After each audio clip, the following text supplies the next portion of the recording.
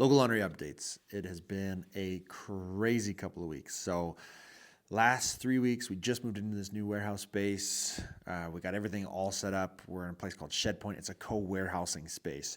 It's a fantastic place. At first, I didn't want to move. We were subleasing our old space. It had tons of natural light, great community. We actually moved about 2 blocks down. And I didn't want to move. I fought my business partner, kicking and screaming, because I liked the natural light. It felt homey, the hassle of moving. And it was a big headache moving, but what we're paying now, because this place, all utilities are included. For everything, we're paying about the exact same price for a bigger space. Plus, we get access to all these amenities, like workout, gym, podcast recording studio like this, a big kitchen, and we get that community feel, that community vibe, which is incredible. And it's nice to feel part of a community, part of a team again. So we are growing our team, which has been absolutely wild. As we were moving, we were hiring a salesperson, right? So we want to grow the custom side of our business. Custom accounts for about 80% of our revenue right now. It is wild. Our custom program is growing. More and more companies want better quality clothing, better quality team wear for their employees, for their clients, for their customers. They like local laundry. They like that everything's dyed, knitted, mill cut, sewn, printed, labeled, shipped, you name it. We do here in Canada. And so that takes up about 80% of our revenue. So we want to grow that even more. So we're hiring a sales team. And so we hired our first person. Now, some of the advice that I got when it comes to hiring salespeople, and it makes a lot of sense. The best advice I got was that you don't want to just hire one salesperson. You actually want to hire 2 salespeople.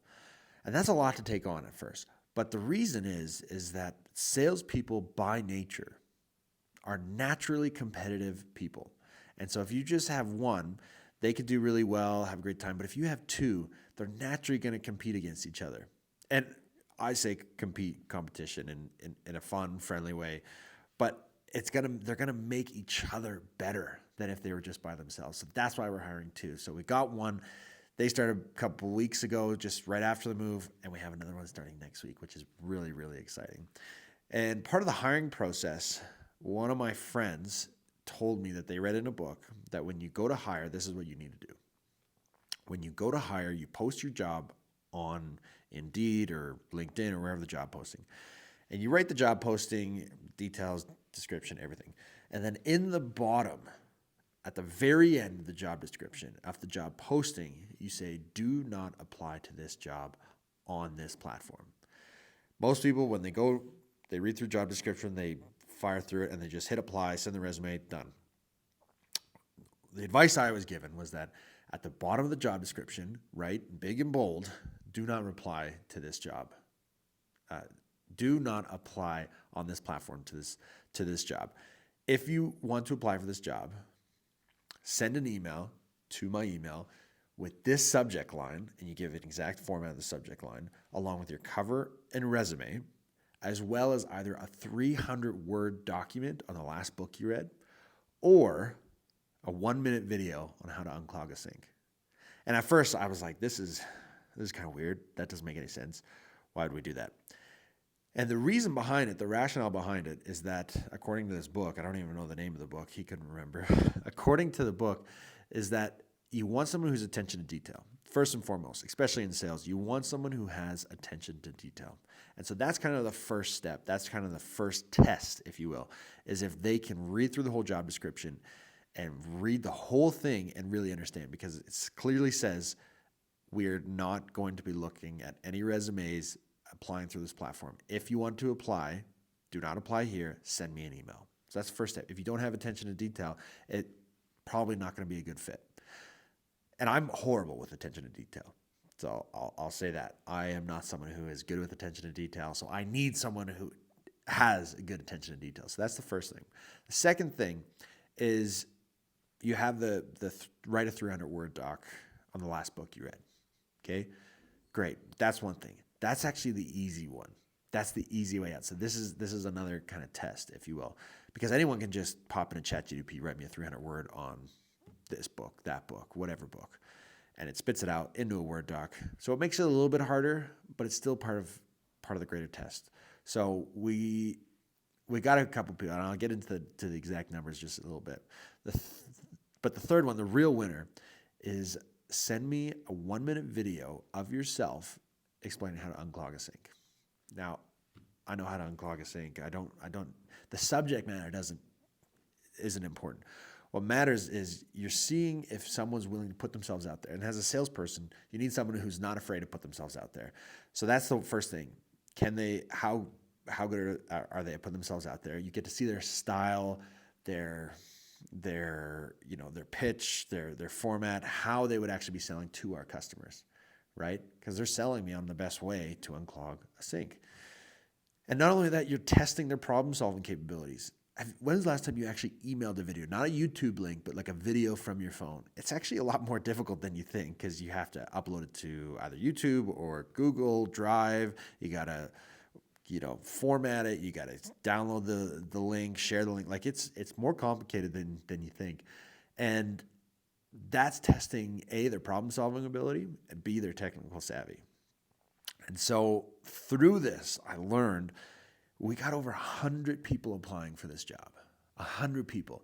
I personally don't have time to go through, and again, like I told you, I'm not very good with attention to detail. I don't have time to go through 100 resumes, read them all, read the cover letters. And the other thing is I don't have time, like references. I think references are a thing of the past when it comes to job interviews because we can all find a good reference. We can all find someone who's going to say some nice things, whether it's a former colleague, a teacher, someone at a company that we worked with that had positive things to say. Like references, I find when you call them, they're only going to say nice things, right? You get a friend to be your reference for you. They don't hold their weight. So I don't care about references. I want to know, are people got attention to detail? Are they willing to put themselves out there? And will they take the time to actually create a video and get it to me? So we had over 100 people apply to this job posting. Do you know how many people actually read the full thing? 10%. We had about 10 people email me. Out of those 10 people, some of them didn't use the correct formatting that I had mentioned. I even laid it out, gave an example, blah, blah, blah. That's fine. Some of them didn't even bother to attach a Word document or a video. That's fine. About 5 people sent a Word document, last 300 words, last book they read. Great, fantastic. I don't care what the book was, but you know what? That's still fine. Only 3 people sent me a video. One was a kid in high school, and I told him, "You're amazing. When you're done high school and you're looking for full-time work," he was looking for a summer job. When he was looking for full-time work, come find me. I'd absolutely hire him. The second was a sales pitch on someone who was pitching a service. But the third was someone who made a video of themselves on how to unclog a sink. And I was thoroughly impressed because that got my attention. And it was there. Then I went into their resume. Went into their cover letter, right? And that's when I was able to figure out, okay, this person has the experience. I like them. And that's the way that we're going to hire from now on. And then, the last test is you watch the video, you like it, you read the resume, you like it. You message them back and give them your phone number. Say, "Hey, thanks so much for sending this in. Give me a call when you can." Then you're seeing their response time. You're seeing, what are they like just calling someone out of the blue, cold calling. What are they like when they haven't really prepared and put together this whole formal, preparation for an interview. And you really get to see what people are like on the fly and how they think. And so, again, this was all just something suggested to me by my friend. I've never really I don't have a ton of experience hiring people, especially salespeople. This is my first kind of kick at the can.